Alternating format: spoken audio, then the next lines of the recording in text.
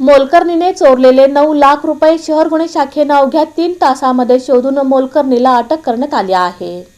शहर गुन्हे शाखेकडून मोलकरणीनं केलेली 9 लाख रुपयांची घरफोडी चोरी अवघ्या 3 तासात उघडकीस आणली आहे। दरम्यान रमीज सलीम साबूनगर वय वर्ष 38 राहणार सिद्धेश्वर पेठ जिल्हा परिषद दर्गासमोर हे राहत्या घराला कुलूप लावून नातेवाईकांकडे गेले होते। दरम्यान त्यांच्या बंद घरातून धूर येऊ लागल्यानं रमेशचे वडील सलीम साबूनगर यांनी भेट दिली असता घरात प्रवेश केल्यानंतर अलमारीच्या हँडलला लावलेली प्लॅस्टिकची कॅरी बॅग आणि त्यातील कागदपत्र जळाल्याचं दिसून आलं। त्यानंतर रमीज साबूनगर हे 26 एप्रिल रोजी घरी परतल्यानंतर अलमारीमध्ये ठेवलेले 9 लाख रुपये रक्कम ही त्या ठिकाणी त्यांना दिसली नाही।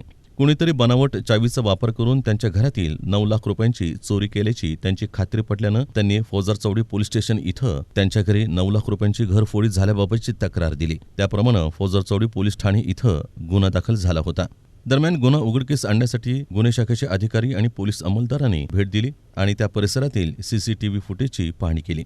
यावेळी पोलीस उपनिरीक्षक अल्फा शेख आणि त्यांच्या तपास पथकानं घरात काम करणारी मोलकरीण फराना फारुख शेख हिला ताब्यात घेऊन चौकशी केली असता तिनं 9 लाख रुपयांची रोख रक्कम चोरल्याचं कबूल केलं आणि रेल्वे लाईन लोणावत चाळ मच्छी मार्केट समोर फॉरेस्ट या ठिकाणावरून ही रक्कम जप्त करण्यात आली असून हा गुन्हा 3 तासात उघडकीस आणला आहे। ही कामगिरी एम राजकुमार पोलीस आयुक्त सोलापूर शहर, डॉक्टर दीपाली काळे पोलीस उपायुक्त गुन्हे सोलापूर शहर, राजन माने सहाय्यक पोलीस आयुक्त गुन्हे सोलापूर शहर, सुनील दोरगे वरिष्ठ पोलीस निरीक्षक गुन्हे सोलापूर शहर यांच्या मार्गदर्शनाखाली पोलीस उपनिरीक्षक अल्फा शेख, पोलीस अंमलदार बापू साठे, वसीम शेख, सुभाष मुंढे, सैपन सय्यद, निलोफर तांबोळी, सुमित्रा बारबोले, ज्योती लंगोटे, सतीश काटे तसंच प्रकाश गायकवाड, मच्छिंदर राठोड यांनी केली आहे।